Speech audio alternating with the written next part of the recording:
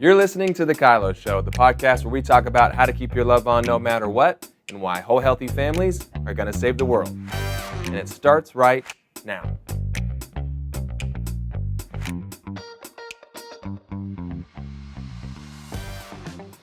Hello and welcome to The KYLO Show. I'm here with my mom. Hey. And we are wrapping up our series that we've done on women. Mm-hmm. We've had some fun conversations. Yep. It was just the two of us at the beginning. And then we've had some friends of ours sprinkled in between.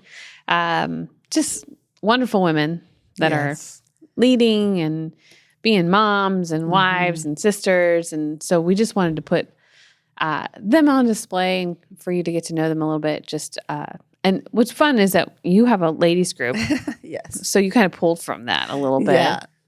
They're all very powerful go-getters in their field, but we're all very normal women, very just problems that we deal with and things we think about. I think there's a theme through that as well. But all those ladies, you can find them all on their socials because they are all leading something or movers and shakers. Yeah. But yeah, I wanted to have a group of women that would cheer each other on and also,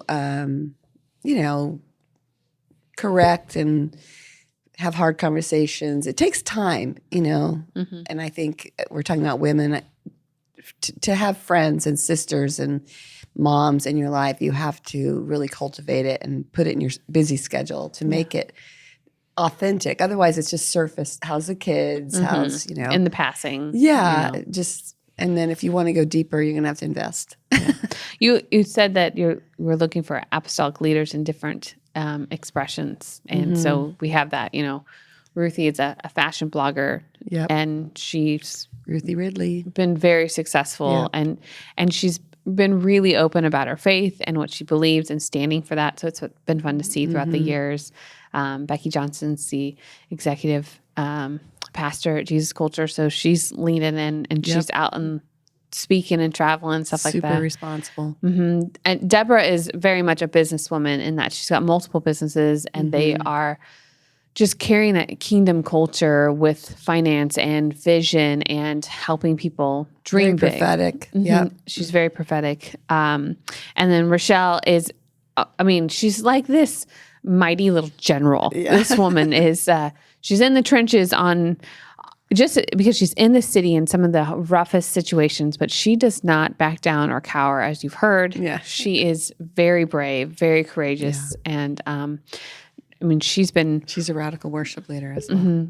But she's been running that ministry, City of Refuge, for a long time 20 now. plus years. Yeah. So again, just ladies that are leading and doing it well in their own way. As you saw, they're all very different. They all have different personalities. Some podcasts that you may have seen were louder than the others. We did joke that Ruthie probably by far had the best outfit, but that's what she does. Job. That's what she does. So, but yeah, the KYLO Show never looked so good. It was just full of beautiful women. So it was lots of fun. But today, though, as we finish this up and just kind of speak to women and dive in a bit more, we're going to kind of lean into what we do really well here at Love and Purpose is highlight our relationship with God, self, and others, but specifically with women. And how does that, what do we need to be paying attention to? What do we need to be growing? What are some common areas that occur in those relationships? Maybe some pitfalls, blind spots, some victories. Yeah. So we're just going to kind of talk through that a little bit, just to put that on display and keep the conversation going. Our time with God, relationship with the Lord, if you look at it, coming to Him with all that you are, I think I remember not feeling like I had any time to sit down and cultivate it, or I'm so tired, I don't want to get up at 6 or whatever it is.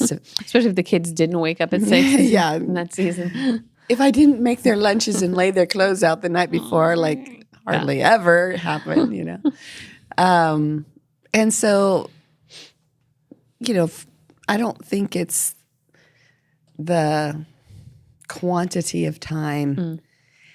It's that quality of time, and you can find that time to be with the Lord. You could do it in your car. You could have worship music playing as you're getting ready in the morning. You can try and filter your day and your problems and your whatever's happening, life stuff, through the filter of a connection with the Lord. I think women are the soft side, the example of the Holy Spirit often is they feel things, they're nurturers, they're a comforter.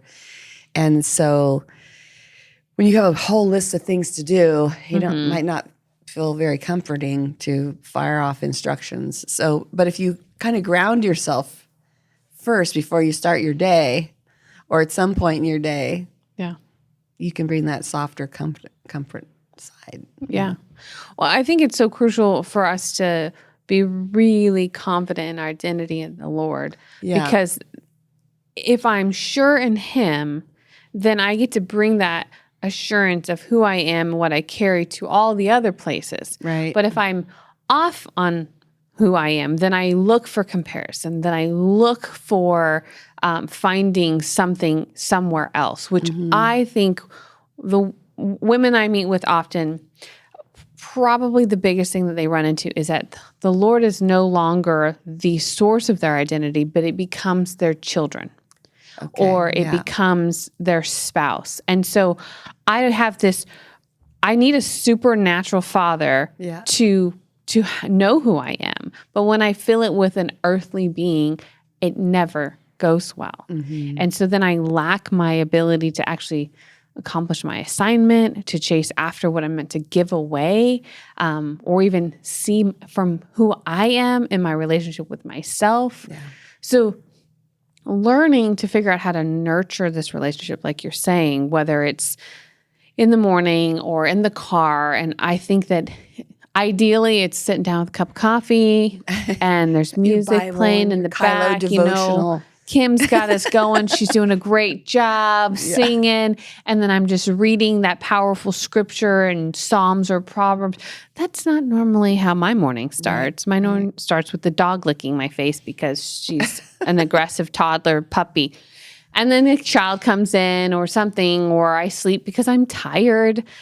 But the point is that I'm going to find space in my day because if I don't return back to Him, at least once in my day, I look for confidence and security somewhere else, which is so damaging to all the other relationships I have. I thought you were going to cuss right there. It's so damaging. Damaging, I was so So damaging. You can insert a colorful word if you want to, because that's the other reality is it's not going to work. It's going to be messy. You're also talking about filters. So if I don't have the source being the Lord and my identity coming, I'm redeemed, I'm loved, I'm cherished. What's missing from that relationship? Nothing. I am everything. I am complete because He makes me complete.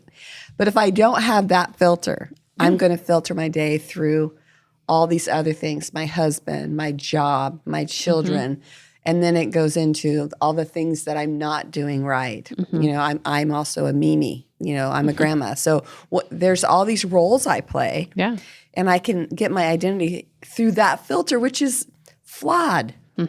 And I shouldn't get all my identity from how I cleaned the house today or made soup and did laundry, you know, whatever. That filter's incomplete. So I should get my life and my instruction from the connection I have with the Lord because it's absolutely complete. And it you know, it's the best filter I could have. Yeah. You know. I think the paying attention to catching yourself when you've inserted a poor filter is really important to learn, because otherwise you just end up down this road and you're like, how did I even get in this dark alleyway that I've made for myself? And then we go, where are you, Lord? I'm like, well, you never left. It's you that turned down there. I think that for me, self-awareness has definitely played a helpful part in a reflection of how well am I doing with the Lord. That because I'm I'm naturally pretty critical of myself.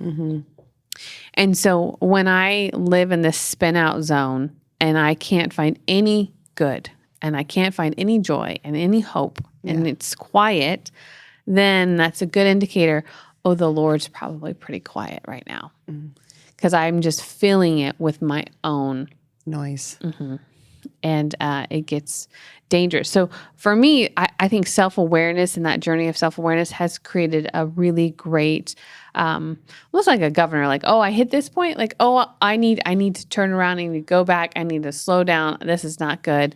Because if I just participate with that, it gets really nasty really quick. I think it's funny that you're using racing terms. Yeah, we didn't just watch a racing movie the other night with Dad. So. Well, a governor is something they put on racing vehicles, especially when they have amateurs, so that you can't go over this limit. Don't go any further. Because we know you cannot handle going. Your dad needs a governor. I need a governor on my side of the car that I activate when your father's driving. I'm just kidding. But that's good. Like self-awareness, that is the governor. It is the thing that stops you from going off the rails. It's the thing, where are your boundaries?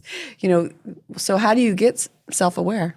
What would you say? Well, I mean, we've talked about this before, but we love the DISC. We love the Enneagram. There's Myers-Briggs. There's a color one now, apparently. I just took that one. I don't really know that one very well, so I'm not well versed in it. Purple Serpell? That's your color? No. I was gold. I'm still figuring out what that means. But, even love language is, I think, if I'm low in this field in my relationship with Ben or even I'm low in like I tattled on myself the other day because it's just been a really busy season. Who are you tattling to? I was tattling on myself to Christian. Oh, okay. A coworker. Yeah.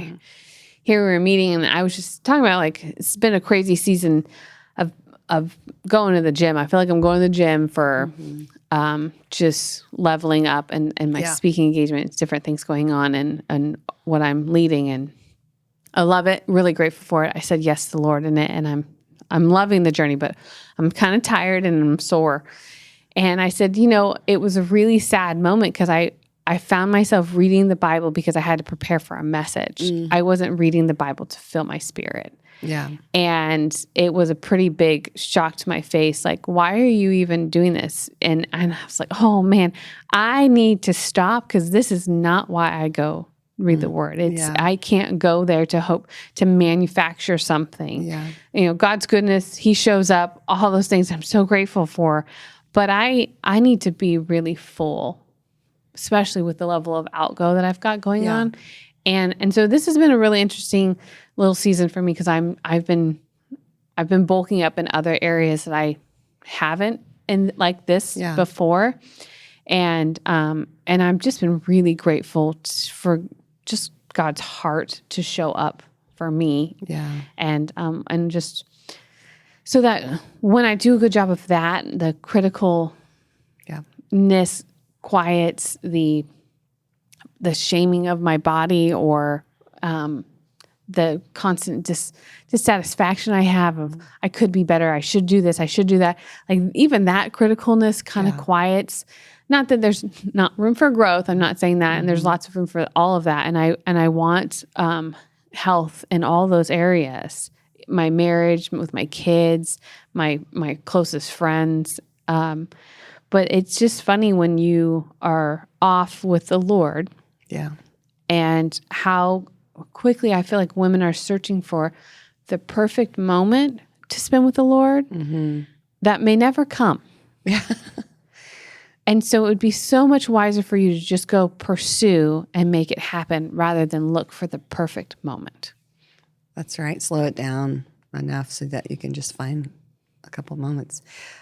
How many women out there right now are saying, well, with small children, that might be in the bathroom. I don't know, whatever you need to do. It might be with them. That's the other part. It's like, they're great little people to do it in front of. And I think you mentioned, we're talking about feedback, or we're talking about self-awareness, but just getting feedback is really important besides the growing tools that you mentioned, but actual, like another human, even with your kids, like how are you experiencing me, But I was going to ask you, your kids are not your business world. Your kids are not your ministry. Your kids are just these lovable people that trust you.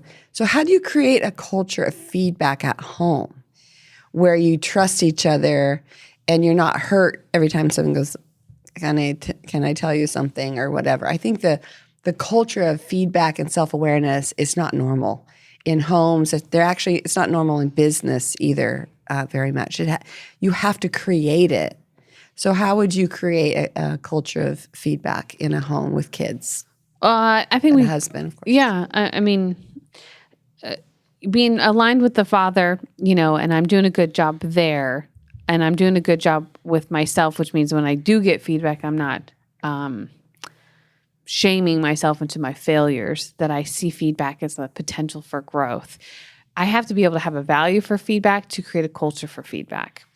That's probably step. And most people, let me give you some feedback. They're starting to shake right there. Totally. So at home, I mean, the loudest message whenever Ben gives me feedback, I know it comes with Ben believes in me. Ben is for me. So I know that in our relationship that he is for me. And so the feedback he's giving me is not because he doesn't believe in me or that he's against me. Or he thinks you failed or you're less than. Any of that. It's for my own good. So it's a baseline for every conversation. And you created that by truthing each other and responding to that. Well, by having a value for it, by practicing it, by creating a safe space. So if my kids give feedback, I don't dismiss them or disregard them or justify why I don't have to hear it because I'm the adult and they're the child. I mean, Adeline's, we've been in laughing. A lot of buts. You can't do and but, because I always tell people, if you add a but right there, it's not sexy. Put it away. That's not the but that you want. And, but, so Adeline is become more and more, she's growing up. She's a bit more like me than any of us expected to happen. She's your middle. She's the middle one. But she was the quietest one. Yep. And the goofiest one. She's still the goofiest one. But she's more and more pretty confident to confrontation, to voicing her opinion. She's still probably not as directly blunt as I will ever am, and she, which is great. It's fine. I have nothing to share about you being blunt or aggressive. But what I love is that Adeline's seen it modeled by how we have conversations, by how I coach them to have conversations with each other, their siblings, how she's had seen conversations with Ben and I. So she feels confident enough to say, you guys are not being very fun, or why are you seem so angry? Like, and it's not like, hey, can I give you some feedback? Every now and then it comes out that way. But for the most part, it's just, there is permission to communicate the experience I'm having in this moment is not one that I'm enjoying. And because we have value for feedback and we've practiced this, we can recognize it here and go, oh, we don't want you to have this experience. Right. And so that's the point that is really important, is you had to create it. It didn't just happen. I grew up in the for sure. My parents, if I would have tried to correct my dad, especially, he would have said, but you caused that to happen, because there was never any responsibility taken on his part because I'm the child and he's the dad. There was, that's just the way it is. But that, if that's the culture you were raised in, that's the culture you'll create. You have to change it. And I think it comes from the conversation where you're locked up, let's say with Ben or a child or us or whoever. The culture, the bridge in which you're standing on is strong because you've been working on it and repairing it. And I think if you're locked up with a child or they were fighting amongst themselves, you wouldn't just say, stop it, go to your rooms. Like, what's going on underneath? And then all of a sudden your culture pops up. What's going on behind this argument you're having? and you sit them down and say, hey, what's going on? There's this bridge that you've built that's strong, that they can repair their relationships. But you have to work at it. You can't just read a book or listen to a podcast or whatever, and it changes. It actually has to be built. Yeah. And it's work at first, but once it's built, it's the foundation for all communication. And I just think it's so important to create that world of feedback even with your kids when they're little. Yeah. I mean, because going back to our God, self, and others, if I'm off with God, I'm off with self, and I'm off with others, which, that's a good indicator if you're not doing a good job with the Lord, is that usually your others relationships is all wonky. And it's full of insecurities. And I think that's the other thing even with our relationship with other women, is that if I've got a bunch of insecurities going on, I can't bring the best Brittney to this relationship. I can't, and being aware of your insecurities. Like I was laughing, we were in this meeting last night, and it's full of all these powerful people, and we are the youngest ones in this meeting. And I'm looking at them all thinking, okay, I feel slightly insecure because I'm not this. I mean, I'm growing in my leadership. Obviously, I always will have probably the lowest scale view of myself. That's kind of, again, we already talked about that, but I'm looking at all these leaders going, everyone does. Hey, they are business owners, almost everyone in this room, and we all have very different expressions. They're all older than me. And you have this choice of, do I go back to the truth, which is, God, this is who you say I am. And then I have my relationship with myself, which is learning how to quiet that inner critic, and then leaning into this moment and going, okay, I'm in this room for a reason. I'm not in this room on accident. I'm not in this room because who my parents are. I'm in this room because I've stewarded something. So I can give into my insecurities and disregard all the truth all the way up to the Father. Or I can partner with all the truth and lean in and bring who I am to this room. And then you're benefiting others because you didn't get stuck. Because I didn't get stuck. I think getting stuck and hiding are some of the biggest things that happen. And there's a way out of that. So what would you say to people that were like, I should ask it this way. Are there areas where you feel like when you're aware that you're hiding, that how do I get out of here? Well, myself. Everybody's different. So I would say, I don't know how because I'm an intense personality. So my default is I want self-awareness. So I don't want to just consume the room because of my insecurities. That's one way you do it, is that you just blabber nonstop, and you shouldn't. So I love Margaret Naguib because she talks about checking in with your body. So is my heart racing? Am I getting flush?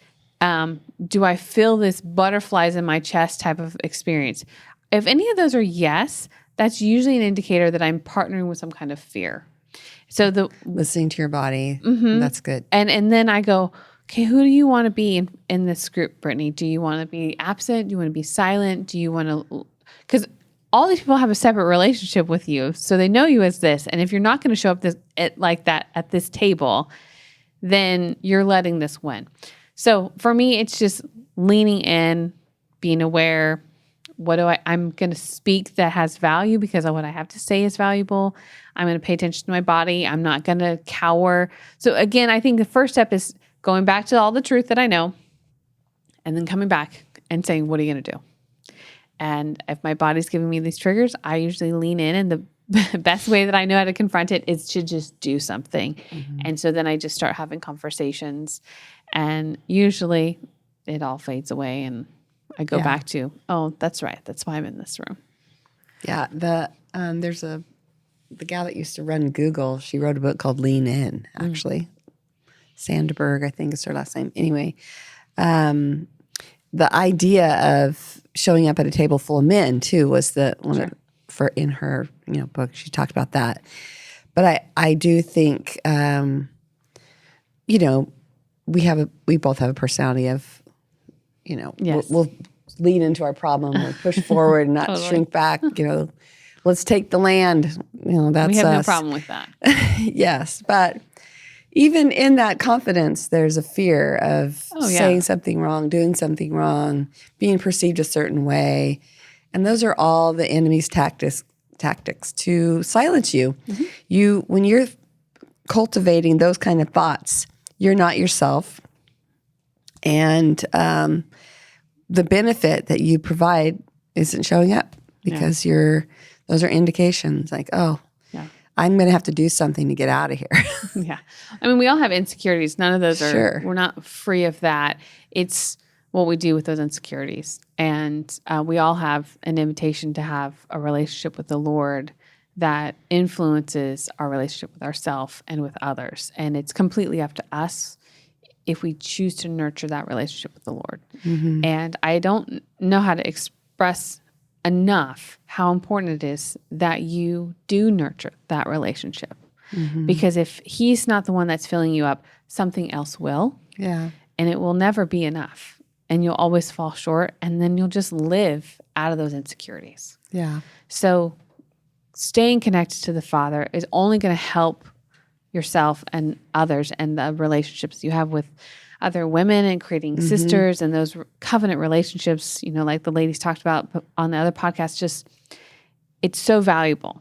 And that's why it's so crucial that we go and find our source and identity in him so that we can do the work of, okay, what do I need to work on me? Mm-hmm. And what can I then bring to others? Yeah, it's good. So we're going to jump into questions and we'll be back in just a minute.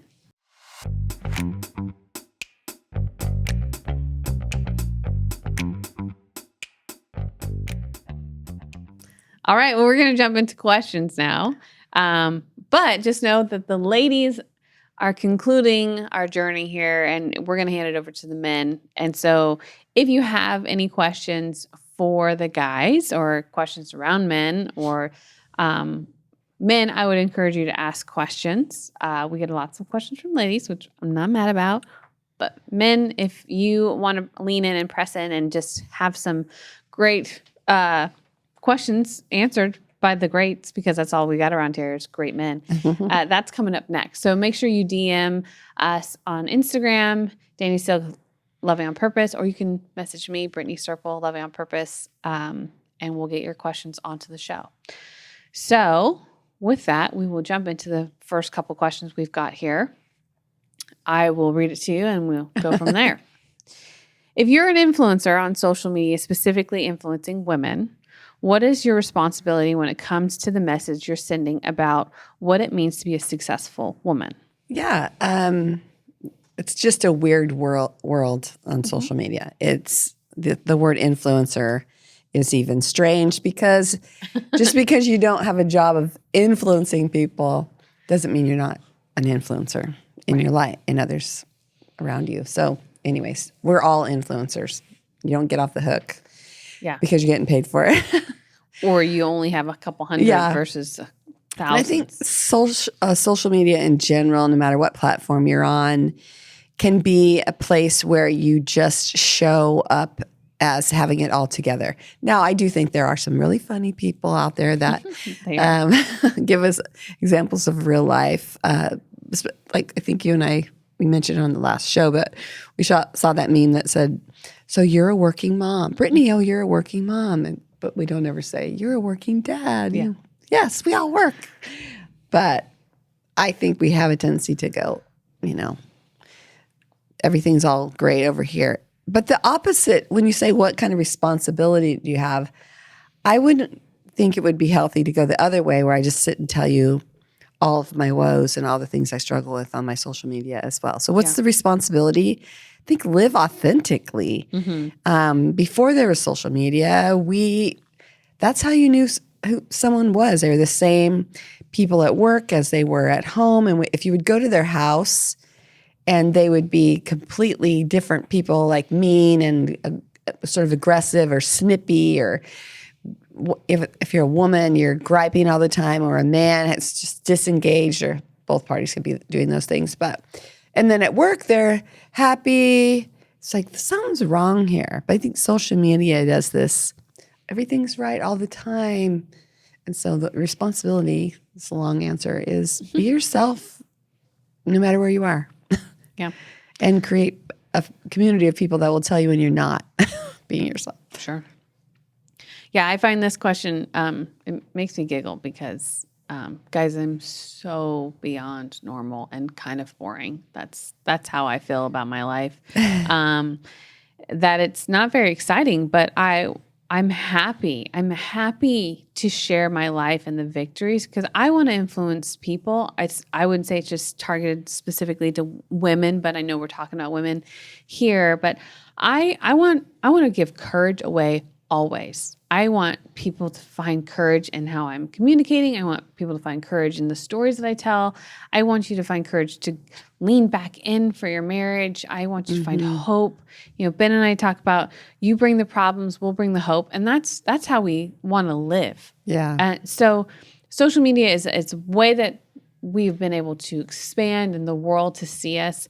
But my responsibility is that if this is what God's called me to do and give my life to, whether it is just in my home church or on a big old huge stadium, I want it to be the same. I want to be obedient to what the Lord's called me to do, and I want to steward that well. And so bringing hope and courage and truth, and I think the feedback I've gotten from people at different events and through social media is that I'm relatable, and they can see their flaws and their mess and their victories and their hope. And I'm like, awesome. If I get to be that encourager to you in that way, then I will take that on. But really my responsibility is to the Lord. Yeah. I wouldn't say it's to anybody on that fan base of whatever followers I have. It's to the Lord first, and I'm going to live convicted through him, and you can watch. How about that? It's very deceiving when you get all these followers or you think that that's some sort of a success when the success really is who you're rubbing elbows with. Well, is my marriage successful? Are my kids doing well? Am I doing okay on the inside? Yeah. That's the real story. And then how is my relationship with the Lord? Am I still absolutely convicted in who he's called me to be in my relationship with him? Because that's what I feel responsible to. And I'm happy you get the overflow. Have at it. And then you can have all of that. I have no desire to fight on social media. Totally. I don't like fighting anyway. I will, as you know me, I will fight. But I think that's the other thing for social media is I have a lot of opinions about stuff that's going on, and my close friends and family know exactly what those are. I just don't have any desire to put stuff up there that causes a quarrel to begin. I just think, what is the point of that? That is living a fake life for me. Like you're just... Unless I feel convicted that it's something that needs to be shared or that we're talking about. Yeah. You being offended at it, I'm happy to listen and I think it's more about... I'm not trying to provoke. Not your value systems, because your values should be on display for sure. It's judgment and criticism. Yeah, or just political stuff or whatever. We live in a crazy world right now. But it's a little wild. But yeah. I guess everybody's called to something different. I do have friends that are very vocal out there, and I just think, well, I'm not called to that, but there are a few that are turning tables over or whatever they're doing. That's very true. All right, another question is, what has been your most humbling moment as a wife? Well, do I only have to pick one? Yeah. It doesn't say list all of them. I just mean there's probably too many. Oh gosh, a humbling moment. You want to go first? You want me to go first? Yeah. I'm trying to, Ben, the saying is, the first one to humble themselves wins. I always tell people, Ben always wins. Ben is the winner. Ben's a winner. At this game, always. I think humbling moment, and it's been a growth journey, would be my intensity that I used to bring to Ben and the hostility even to something that I'm thinking I'm going to have to defend and protect.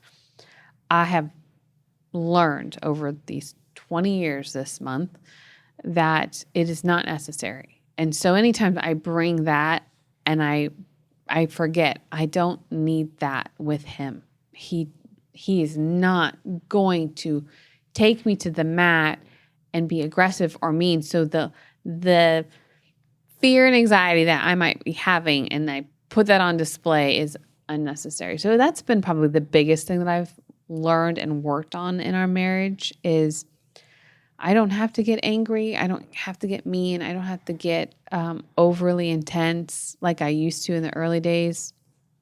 You know, we just had a conversation not too long ago, and I was intense. I'm just intense. I would say intense and mean feel different for me.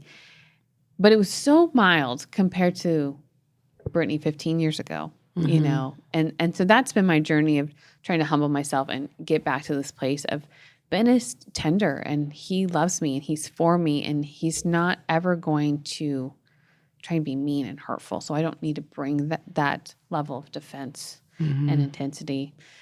So that's probably what I'm always being humbled in over and over again is my anger is not necessary. I think for me, whenever I'm being taught something that, whether it's the Lord or my husband or my kids, I think those moments of, I'm in the student seat right now, and my job is to show up and learn, and those are humbling moments for me. I think any time, you know, obviously almost 40 years of marriage, we work out. There's still some stuff. There's always stuff, but I just mean some of the roughness is gone. But I think anytime Danny's having to slow down and teach me something, maybe it's relational or it's just information that's going to cause me to grow in this area, it's humbling. It would be humbling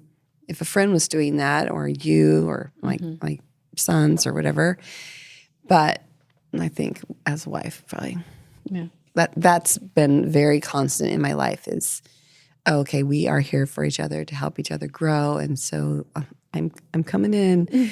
I'm going to show you something right here. Like Danny said, I'm going to touch your eyeball. Yeah, hold still. This vulnerability piece that's I wear contacts, so I'm used to getting my eyeball touched. Now you are. He does not wear contacts. That's funny. Oh, good. Another question we had is, what are some of the most effective mental health and spiritual health habits you've developed to help you manage your beliefs, expectations towards yourself as a woman? So that's a lot of words in there. I think I would kind of say, like, what tools, resources, and habits have you developed to do a good job in your life? What are the, give me top three. Yeah. We'll go spiritual, mental, and beliefs. Yeah, I think reading my Bible for spiritual growth, going to church, connecting with God's people, listening to the Holy Spirit. I think those are all normal tools that people use. You know, as far as mental health, I think exercise helps me clear my head. You know, just taking care of my body. Again, there's lots of books and things, or just quick podcasts. Honestly, nowadays people have a hard time reading book cover to cover, but even a Bible study around mental health or anything from the Bible app. There's all these things, right? I think for me, you know, the mental health piece is knowing when I need help, like when I'm looping in my own story that is not helpful. So I got to pull in somebody that's going to help disrupt this. So whether that's a counselor, that's a trusted friend, it could be a book or a podcast, but I usually am going to somebody because I'm needing that level of accountability. Because I'm that headspace, I can listen to a podcast, but then I can twist it. So I need somebody to like There's no accountability. Yeah, I need some accountability when it comes to those things. Spiritual health, I mean, very much diving into the Word of God. I mean, going and being in a corporate setting for worship and a message, it does something to my spirit that just helps recharge and chase after. So I love that. And I think my expectations, I have to be paying attention to, okay, I can't do it all. I can do it all, but I can't do it all right now. And so how do I need to adjust? So feel like I live, when I'm successful, I live constantly in assessment of what is doable, what is not, what's the priority, what is not. And just being honest with, it's okay that I can't do it all. Mm-hmm. I just got to do a good job with what I can do right here. Yeah. So, last question. What's your primary goal in this current season of motherhood? At this point, my goal as a mom is to be present, and just because my kids are grown and flown, they say, that I'm still a very big part of their lives. And so not getting so busy that I see you all the time, obviously, but my sons, they're boys, and I have to track them down sometimes. But most of the time, I'm talking to them every week through a text nowadays, right? But I just think being present, that hasn't changed.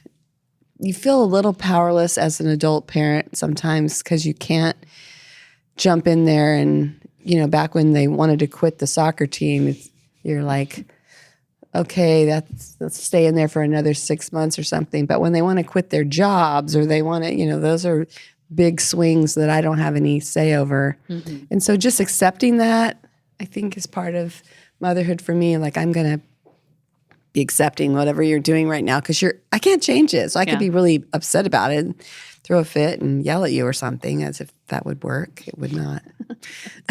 Or withhold something and hoping but still loving you through you're very different than me, different values. All those things happen when you have adult kids, but we can agree on some things and focus on those things. I think we have a lot of listeners that have adult children. Yeah.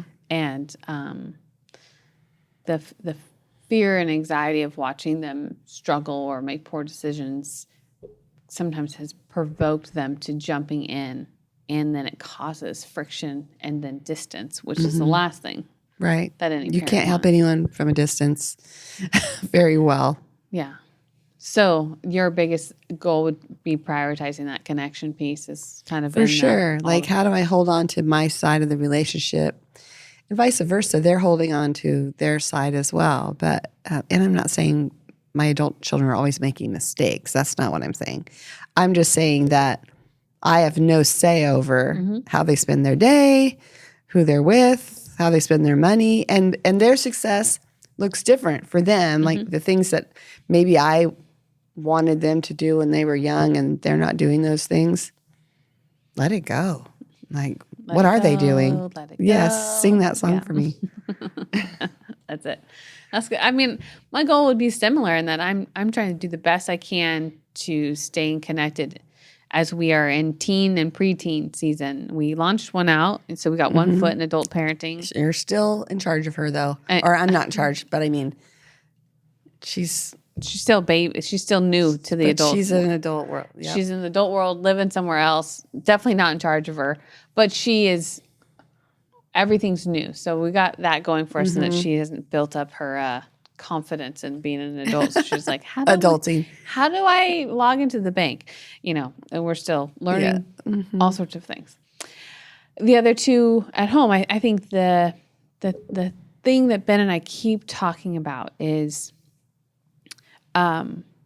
really leaning in and paying attention to Delaney leaving the house has shifted what's going on in the home between the other two. So now it's just those two. So there's a different dynamic that we have going on, and I feel like we're all learning it still, and learning what we need from each other and how it looks differently, and learning that, I didn't realize that Lincoln and Delaney had this relationship that no longer is existing like this. It's still a relationship that's beautiful and wonderful, but Delaney doesn't live here anymore. So what is he needing? Adeline, she did get a phone for her birthday. So it's a new phone for her, but she's talking to her sister all the time. And so there's just this new dynamic. So I feel like Ben and I are very intentionally paying attention to the new season that we're in, which is having 2 kids at home and just helping that be successful again as we've changed the dynamic. And then watching Lainey over there going, how you doing in the adult only pool over there? How's that going? So that's fun. It's so interesting because you're talking about building connection and a strong foundation with your kids, and I'm talking about needing that later. What you're doing now is investing in your relationship with your kids later, because control is an illusion. It's smoke and mirrors, really. You can't control another human. Maybe when they're little, you can pick them up and move them and all those things. But when you're in the thick of absolutely building that strong core, link between you and your kids, so that later on you can use that strong cord. And if you just chew it up with disrespect and disconnection, you won't have it later when you need it. So these early years with your kids, as you're experiencing, they go fast. They go very fast. But that's what you're using this time to build for that future. Absolutely. Because we believe around here that whole healthy families are going to save the world. Do. And you've got to do the work to invest in your family and in yourself. But it's a fun series. Yeah. Thanks for joining me, Mom. Yep. And Thanks for having me. Remember, we're going to have all the guys come. They're going to take over. It's going to be a guys podcast for a little while again. And they're going to be having lots of fun conversations, no doubt, and talking about great things. So you won't want to miss that. But thank you so much for joining us on the KYLO Show. And I will see you in a little bit. Thanks for listening. Never miss an episode of The KYLO Show by subscribing to Apple Podcasts, Spotify, or watch us on the Loving on Purpose YouTube channel. Don't forget to submit your questions and testimonies to thekyloshow.com. The KYLO Show is produced by Ali Armerding, co-produced by Ashley Beck and Anna Hill, and show promoter Christian Zamora. Don't forget, whole healthy families are going to save the world.